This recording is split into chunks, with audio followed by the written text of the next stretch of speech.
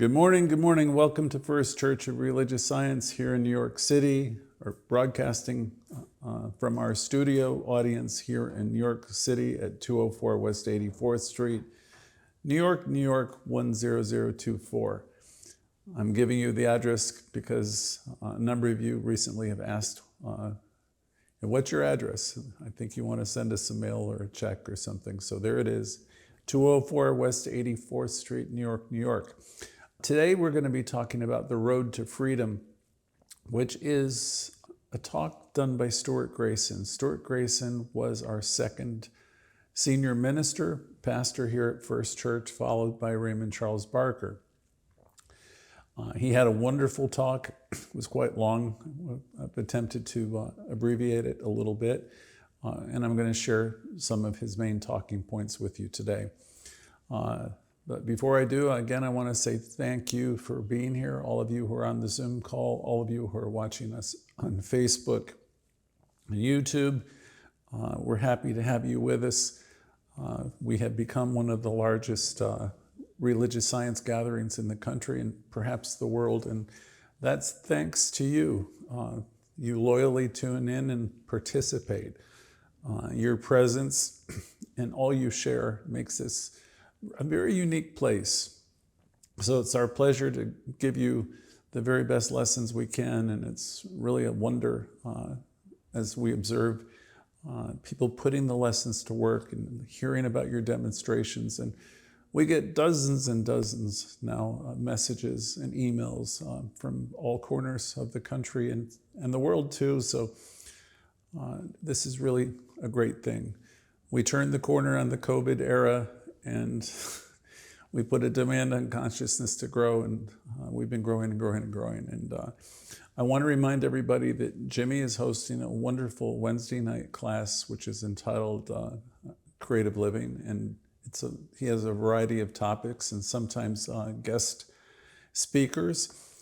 And Thursday evening is our Louise class. This is a class that I have been doing every week for over 30 years. I believe it's probably the longest running one in the country. It's important because Louise will take our beautiful teaching, our science of mind, and deliver it to you in a way that's clearly understandable, accessible.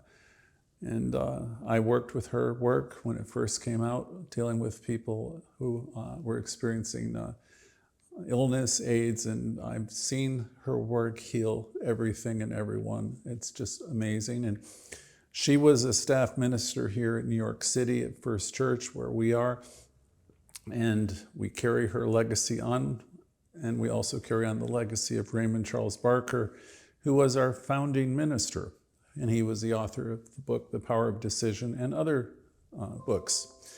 So those of you who are watching us today and this week on Facebook, a special hi to you, Facebook and YouTube folks. I wish some of you could join us live on Zoom. All you have to do is send us a message with your contact information, and we will include you. But we're still thrilled you're watching us. We get all of your comments and your compliments and sometimes your donations. So we're reaching people all over the world. Thank you. Each week we do have an e-letter. Often it's filled with spiritual gems. At the very least, it offers some encouraging words and an invitation to each of our classes. If you include your email and your name, what else, and your phone number, Jimmy would be able to send you a soft reminder of our classes. So you can always choose to join us if you want to. If anyone on the call today feels inspired to support our work, I already gave you the address, and we have no formal charges here. Everything is offered on a love offering basis, so please don't feel obligated in any way. Your generosity, though, if you do feel like supporting what we do, blesses you, and it's also a reflection of the abundance in our community, and it helps extend our teaching all over the world. So links are always available for that in the chat room. If you're asking how do I do that, go to the chat room and there'll be links to PayPal and various credit cards. And also our website has links too. And again, alternatively, checks can be sent to the center. This is the beginning of the year. So I want to thank everyone for supporting us in the past year and the present, and most of all for just being here and being part of this vibrant spiritual gathering. Again, Jimmy and I are getting dozens and dozens of messages and requests for phone calls, and we're really doing our best to keep up with that. We have a ways to go. So thank you for sharing your demonstrations, and that shows me that there's a number of you who are really starting to work with your consciousness, work with the teaching. The teaching is amazing, and we're seeing that you're using this power that you have, and you're using the teaching. So thank you. It's these demonstrations that we hear from really are the things that make me most grateful, because I can hear our words being repeated back to us, and it shows me that you're employing the suggestions that are being offered. So that's really wonderful. After everything we do, as many of you already know, on Thursday we'll ask you what it's like being you, and people will share how they're doing and what demonstrations they've made, the progress they've made. And Sunday mornings after the lesson, people will share their good news, and again, they'll oftentimes share, how their life is improving. And this is what we expect, because we have this great law. We teach you everything is love and law. And and Ernest Holmes would say there's power for good in the universe, and you can use it. So as you start to listen and learn and apply some of these techniques, these principles, you're going to have some really wonderful things happen. Louise would say, it's all very simple. So let's keep it that way. We don't need to make it complicated. As you listen and you learn and you apply, things are going to change for you. There will be a quickening, and you're going to notice the good things that are in life more and more and more. If you're steeped in the teaching, you're going to know that you live, move, and have your being in this divine substance, that all there is this divine life, that you are one with the one. But I don't want to get ahead of myself right now. So again, your presence means a lot to us, your comments, your love, your testimonials. So let's embrace today's gathering with open hearts and minds, knowing we're all connected and supported on this wonderful journey. We're all in this infinite presence of the universe, and we acknowledge the divine light within each and every one of us right now. So that's a good place to start. From our textbook, Ernest Holmes wrote, "These lessons are dedicated to the truth that liberates individuals from their limitations." Again, the lessons we teach from Ernest Holmes to you are dedicated to the truth that liberates individuals from their limitations, setting them on a path of new experiences. This journey that you're embarking upon empowers one to see beyond the transient mist to the eternal and the unchanging reality. So that's a beautiful statement. So this spiritual journey is going to take you beyond the things that you usually are concerned about, to the eternal and the unchanging reality. The reality that spirit is all that there is, and the spirit is in operation fully within you. Everything you need is already in you, operating through you. So for many years, First Church opened every Sunday segment with some old music, but they had a saying from the beginning of the textbook, which was entitled, "Welcome the Stranger." You can find it in the foreword section of most books. And it starts out with this: "Peace be unto you, stranger. Enter and be not afraid. Enter into our community. I've left the gate open, and you're welcome into my home. There is room in my house for all. I've swept the house and I've lighted the fire. The room is warm and cheerful, and you will find comfort and rest here. The table is laid and the fruits of life are spread before you. The wine is here also. It sparkles in the light. I have a chair for you where the sunbeams dance through the shade. Sit with us and refresh your soul. Eat of the fruit and drink of the wine. All is yours, and you are welcome. And so it is. I've got a modern day fairy tale for you today of discovery, because today's lesson is on the science of freedom, the road to freedom. So if you can imagine, in a city like New York, a bustling city somewhere, we have a character, Alex, a recent college graduate, and he found himself at a crossroads. He was surrounded by societal pressures from his friends, and caught up in the dizzying pace of digital life. And Alex was feeling a deep yearning for authenticity and personal freedom. He felt like every moment of his time was used up.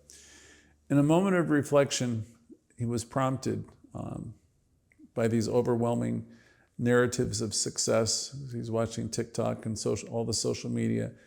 He felt an overwhelming need to do something, and he decided to embark on a unique journey, one towards understanding his true self. Alex was seeking solace and peace, so he turned to the quieter corners of the city, found a quaint coffee shop where he could read, made a decision to find some peaceful parks, and even sought out the local library, which is great here in New York. It was here that he discovered The Science of Mind by Ernest Holmes, a book that introduced him to the principles of religious science and sparked with Alex a profound transformation in his perspective. During his journey, Alex met a lady, Maya, an aspiring artist, and then another person, Jay, a forward-thinking software developer. Each of these people faced their own challenges, and they shared Alex's quest for deeper meaning. Together, they formed a friendship to bond, sharing their experiences and exploring ideas like mindfulness and doing things to be more authentic. And they talked about personal growth, creating peace and space for peace. And inspired by their collective journey and the principles of religious science, they started a podcast which was entitled The Unseen Path. The podcast delved into their personal experiences, discussing the challenges of living authentically in a fast-paced world and how to find inner peace and freedom.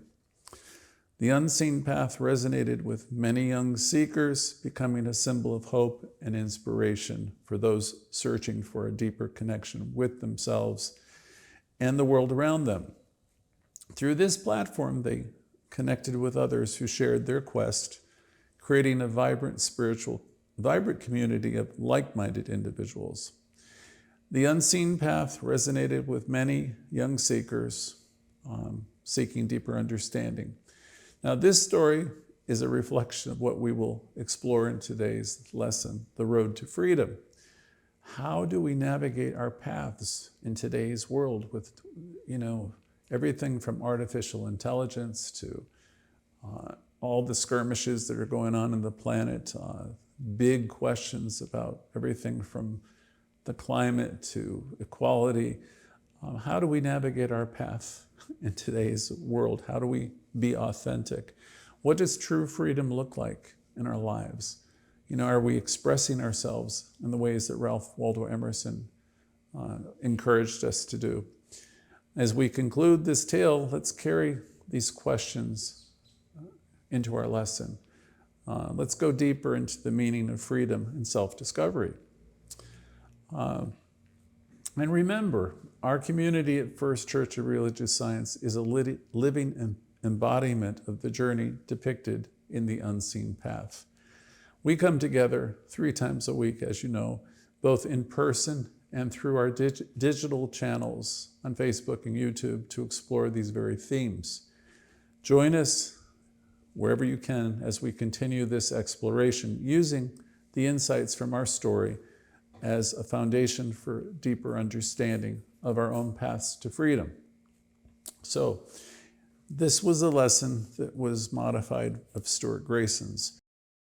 The Road to Freedom, which is a journey of mindful transformation. The journey of freedom, according to Grayson, is indeed a study. It's a process of mental clarification that allows us to perceive life and ourselves more intelligently. Each one of us, every day, faces the need for some form of healing or improvement, be it minor or be it major. The need stems from our constant state of change and the rapidly evolving world around us. So things are changing in our lives, in our health, in our families, in our jobs. It's happening quickly, and it's a constant. So you might remember a talk that we did back a while ago, a few months, and the question was asked in that talk, how well do you bounce? How well do you accept life in life's terms when things are happening? This ability to adapt and swiftly change is akin to a superpower in today's rapidly quick pace, right? As the world shifts at a staggering pace, the need for adaptability becomes paramount. Take, for example, I told you this story before. I went to CVS, and I don't remember what I was buying, but the cost of it had tripled. It's like, I don't know if it was eyeglasses or toothpaste, or probably both. Could be your favorite shampoo. One day it's $3, the next day it's $6. So it's, things are changing in a mind-boggling way. And these kind of changes and other changes, whether in economics with the things you purchase or society, look at all the different things we have now with gender. Things have changed so much. All of this is indicative of the rapid transformation around us. This brings us to mind the concept of the knowledge, human knowledge doubling. It's called the human knowledge doubling curve, which I've spoken of a few times before, where our knowledge is expanding and doubling every few days or less. So it's expanding at an unprecedented rate compared to generations past. And in the midst of all this change, many question their place in the world. Many question their faith. We all grew up in these faiths. I know I did, a traditional faith, and my goodness, things are changing. People are changing. Churches are closing everywhere. Even religious science centers and churches, everything is changing. Most of the centers, are, if they exist at all, have become virtual. So many question their place in a world that's rapidly changing. They question their faith and their beliefs. Here at First Church, the religious science, we believe in the power and the presence within each and every one of you. That's the main thing to tell you. We believe that you're the whole bit. We believe that you have it within you, responding to you. We believe that you're an individualization of this thing. You have within you a spark of the divine. You are greater than you could ever possibly know. So we believe it's all there within you. As Raymond Charles Barker would say, you are the whole bit. And now you may, because of this, if you start to understand what we teach here and you take on this belief and understanding, you may find that your faith today is very different than the faith that you had when you were a child. But one thing you'll know, it's very much alive. Those of you who are involved in this teaching know that there's an aliveness within you. You can sense it, you can feel it, you can sense that spirit is within you, that there's an internal guidance.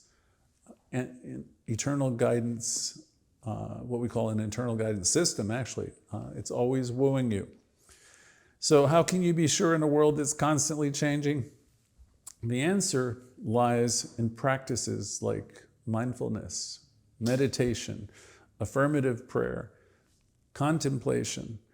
Any of these tools, creative visualization, vision boards, journaling, any of these tools will help you maintain your connection to your inner spirit and help you navigate the uncertainties of life. Louise once emphasized the importance of a positive approach to dealing with change. In fact, I think she wrote a book on it, taking the positive approach. I I like to think of it taking the affirmative approach because we practice affirmative living, we use affirmations, and we use affirmative prayer. However you want to language it, we want to start seeing the good, the God in everything and all the time.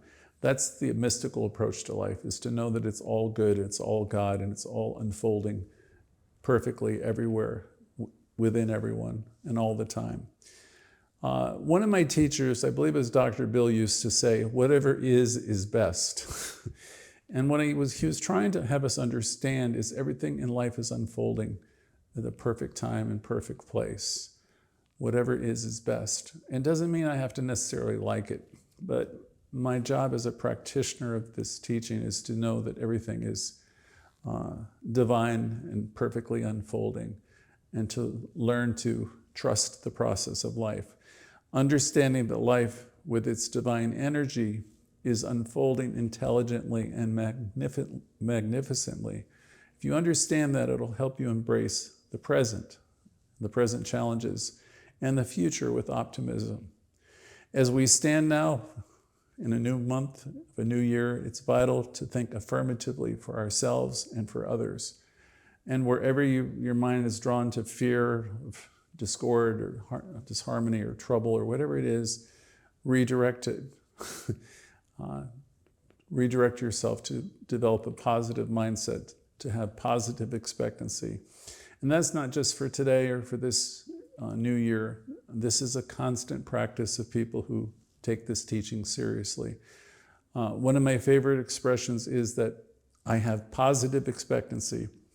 If you're a practitioner in this teaching, one of your goals is to come to a point where you develop positive expectancy. You're training yourself to see, as Edwina Gaines taught me, to see the God or the good in the God. She understood that we live, move, and we have our being in this energy, this divine substance. It's all good, it's all God. And our preoccupation as practitioners is to train ourselves to see that in each and every moment. Each and every moment potentially becomes a holy moment where you know that there is the divine that's in operation. Are you willing to accept life on life's terms? It's a big question. If you were in the 12-step literature, it would say acceptance is the answer to all of my problems today. And it goes on to say, absolutely nothing happens in life by mistake, in God's world by mistake. So that's a good question to ask yourself. Are you willing to know that there is this goodness, there is this energy, this universal oneness, and that it's in you, operating through you all the time? Are you willing to accept it and to know all is well? Are you determined to see the unfolding good, even when there seems to be chaotic things going on in life and the world? Are you determined to know that God is at hand? The kingdom of good is here, in other words. You can language it in all kinds of ways, but are you willing to know that all is well? I hear people tell me everything over the years. Of course, I've heard just about everything. They tell me it's too late, or they'll say I've made too many mistakes. I've done too many bad things. I've just, anytime you hear the word "too," T-O-O, someone's going to say, it's been too much. I've done too much. It's too late for me. My answer always is going to be, please don't let yourself make any excuses. Because we know in this teaching that yesterday ended last night, and you have the power to make a change right now, today. You have the ability to be in a new moment today, if you really want to. From another 12-step program, willingness is the key. So you can change if you're willing. Willingness is the key that opens up the doors.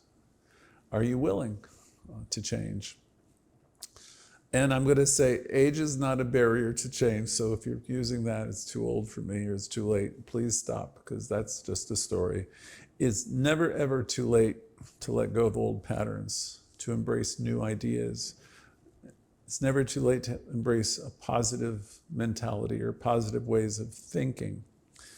Our beliefs, if they're rigid and if they're negative, will definitely hold us back. But with this expanded awareness that we teach here, that life is on your side and you can change your thinking. If you change your thinking, you'll change your life. So with this awareness, we can transcend many of the problems that we've had in the past. Louise was such a complete gift to the New Thought movement and to the world with her writings, because she took some of these concepts which were written in such a way they weren't always easily accessible, and she took them and she made them so anyone can understand them. Now that doesn't mean everyone's going to be willing to embrace them and apply them. Dr. Grayson, in one of his teachings, emphasized the importance of participating actively in life, expressing yourself, which reminds me, of course, of Madonna every time I hear that word, who in 1989, she had a single which was entitled Express Yourself. So we don't want to let the music or the aliveness within us die within us. We want to express it. We want to nurture it. We want to fan it. So it's about embracing the present and not getting stuck in the past. As soon as you start to see yourself go talk about what it used to be like, or what it was like with this boyfriend, girlfriend, or this pastor, or this place, and start making negative comparisons, stop yourself. Stop in the name of love. Just simply stop. And just stop. So we don't want to be stuck in the past, and we don't want life to pass us by, because we can have an exciting today. And you string a few todays together, you can start to create a wonderful life for yourself. If you're dealing with downtimes and depression, negativity, could be abuse of substances, boredom, our focus at First Church is on turning these challenges around, so you can begin to let your light shine. So we start with the conversation that we're having always with the most important person in the world. And you'll hear me ask that every single Thursday night. I've been asking that same question for 30 years. What's it been like being you? How's it working out for you with this inner dialogue? Because you can definitely change that inner dialogue around. So we encourage you to do so. We also encourage you to embrace change and know change is good. Even if you don't like it, begin to affirm, I know this is okay, this is good. Tell yourself it's good and it's wonderful. I think that came from Stuart Grayson. Learning about the power within is such an important thing. And realizing you have the power to create a new and wonderful life. Yesterday truly ended last night, and you can start your day over today. It's never too late to start your day over. And we do this. We practice the presence as we go about our daily lives. We want to commit to changing our thoughts and our words, having them be imbued with spirit and life, and have them be words that lift you up and lift others up. Bill Tolliver used to tell me, Dr. Bill, that we're here to be lifters. We're here to lift ourselves up. Louise would say we're here to love ourselves and lift ourselves up, and we're here to lift up the world as well. It starts, though, always with you. Let there be peace on earth. It begins with me. So I think all of you know that, but we repeat it. It's important to remember these things. We want to release all the negatives. We want to move away from blame, shame, and complaining. Wherever we're being critical of ourselves or others, we want to simply stop. Stop blaming, stop shaming. Somewhere in one of my lessons, perhaps this one, I put in the slide about the three monkeys. I want to hear the evil, see the evil, speak the evil. And it's a suggestion for all of us. Let's not be part of any of that. We don't have any need to be talking poorly about ourselves or others, or being caught up in seeing any of that. I'll put the screen on for you today. You see the image, refuse to be a part of it. Hear no evil, see no evil, speak no evil. Be more and more about your Father's business, or today you might say your father, mother's business. I don't know how to say it correctly. You've got more important things to be dwelling upon. You can be dwelling on things that really are important. like you are one with the one power, and you can be realizing that you live, move, and have your being in this wonderful energy some people call God. You live, move, you have your being in it. Our beliefs, as many of you know, have been influenced by our upbringing, and they can definitely be reshaped for a more positive and empowering life. The road to freedom that Stuart Grayson was talking about is a path of mindful transformation. It's a journey of embracing change and knowing all is well. And it's a commitment to seeing and creating the good in our lives and in the world.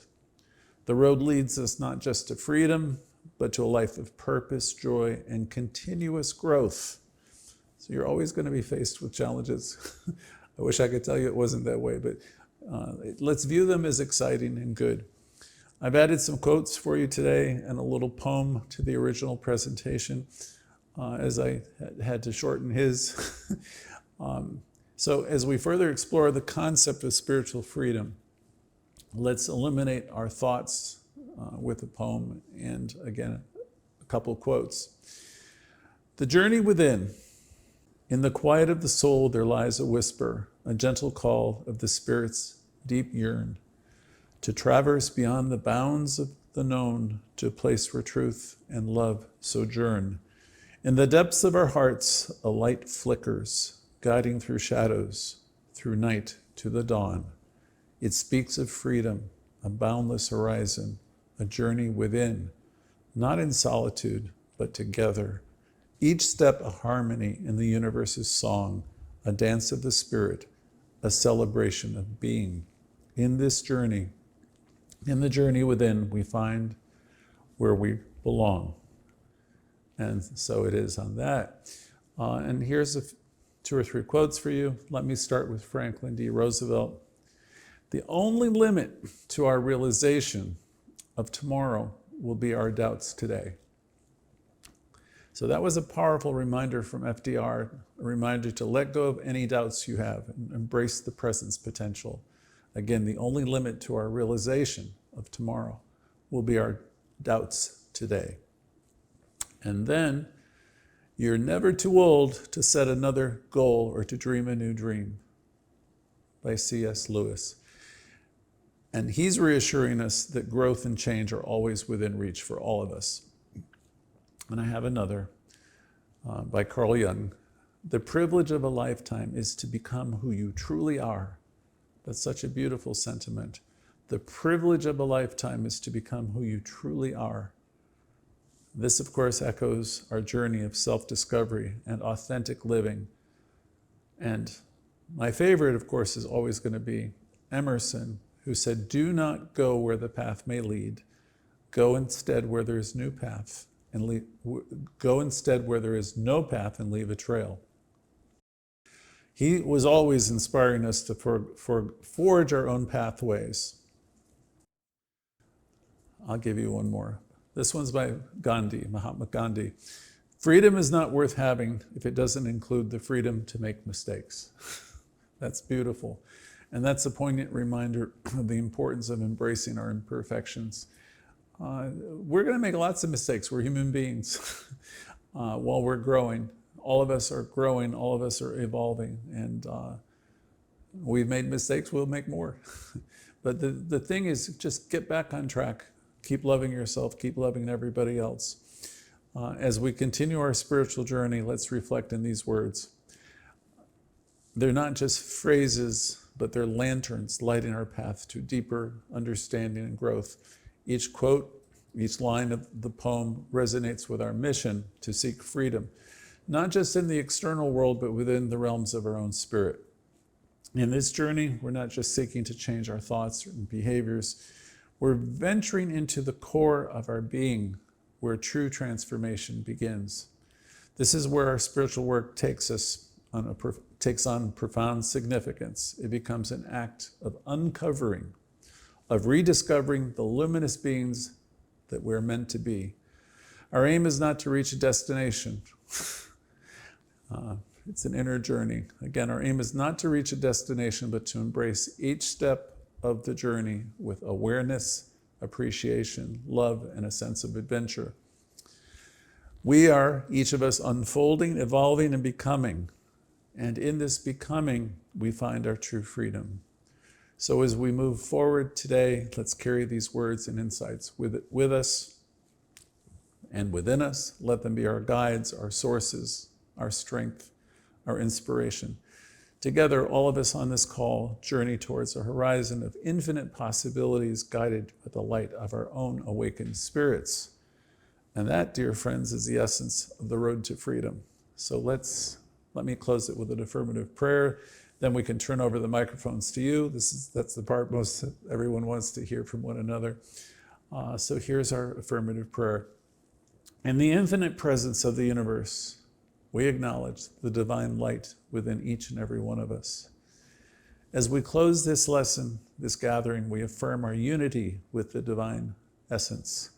We recognize that we are creators of our own journey, architects of our own destiny.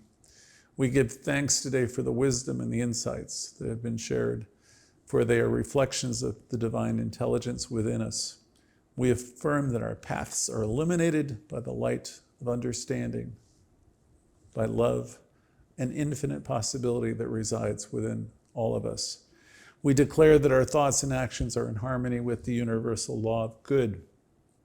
We embrace change as an opportunity for growth, seeing it as a manifestation of the divine that's unfolding within each of us.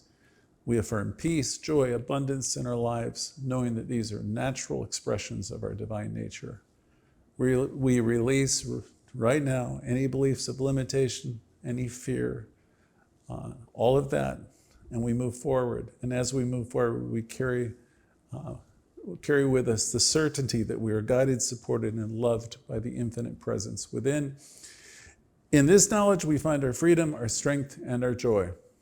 With gratitude, we release our word into the law, knowing it is done. In the oneness of all life, we affirm, and so it is. And so it is. Thank you all for being here today, and I'm really looking forward to hearing from everybody in just a minute.